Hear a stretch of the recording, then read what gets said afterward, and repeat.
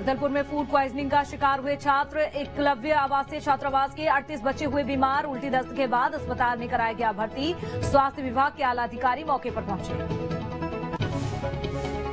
छत्तीसगढ़ में swine flu पसा रहा अपने पैर। बिलासपुर में स्वाइन फ्लू से महिला की हुई मौत। निजी अस्पताल में चल रहा था 33 साल की महिला का इलाज। स्वाइन फ्लू से शहर में अब तक 3 लोगों की हो चुकी है मौत। 70 से ज्यादा स्वाइन फ्लू मरीज भी सामने आ चुके हैं और 20 मरीजों का अब भी इलाज जारी है। राजधानी भोपाल में डेंगू ने पकड़ी रफ्तार। डेंगू मरीजों की संख्या पहुंची 170 के पार। अगस्त के महीने में अब तक मिले 60 मरीज। जुलाई के महीने में 51 डेंगू के मिले थे मरीज।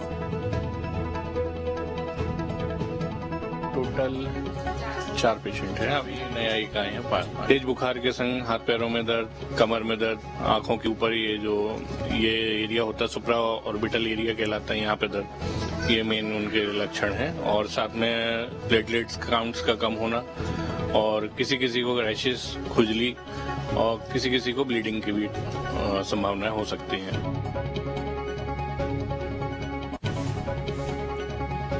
रतलाम में ऑक्सीजन फैक्ट्री में ब्लास्ट। हादसे में 4 कर्मचारी झुलसे, 2 की हालत गंभीर। इंदौर रेफर। केमिकल रिचार्ज के दौरान हुआ हादसा।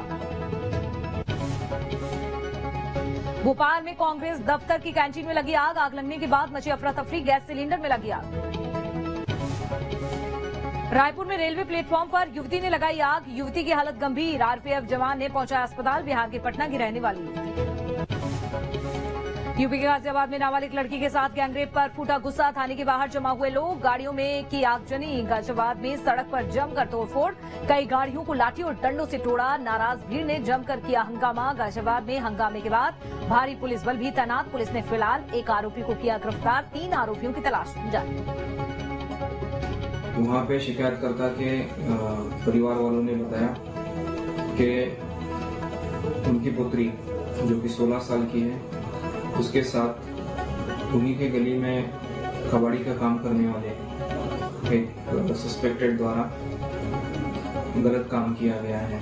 फैजान को हिरासत में लिया गया था, उसको अरेस्ट किया गया। कुछ अज्ञात उपद्रवी लोगों द्वारा एक षड्यंत्र के तहत ये अफवाह फैलाई गई कि पीड़िता के साथ गैंग रेप हुआ है और इसी के चलते उन्होंने रोड जाम किया और कबाड़ी के दुकान में तोड़फोड़ की।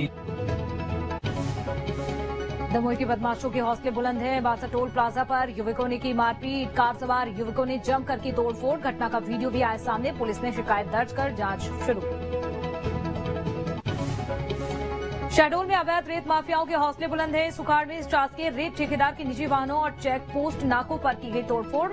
हमले में आधा दर्जन से ज्यादा लोग हुए घायल। 4 गाड़ियों से नकाबपोश बदमाशों ने मौजूद कर्मचारियों के साथ मारपीट की और मौके से ही फरार हो गए। जिले के देवलोन थाना के गांव सुखाड़ का ये पूरा मामला है। मनेन्द्रगढ़, चिरमिरी, भरतपुर में महुआ के पेड़ बचाने के लिए अभियान शुरू।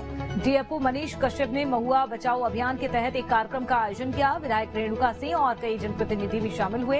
अब तक लगाए गए 30,000 पौधे। ग्रामीणों को महुआ के पेड़ और फल के बताए गए फायदे। अब तक 30 से ज्यादा लगाए जा चुके हैं महुआ के पौधे। फॉर्मली उद्घाटन हुआ है विधायक मैडम के द्वारा और अब तक हमने जो है 30,000 महुआ पौधे और ट्री गार्ड के साथ लगाए हैं ग्रामीणों के खेतों में और गांव के खाली पड़े जमीन पे।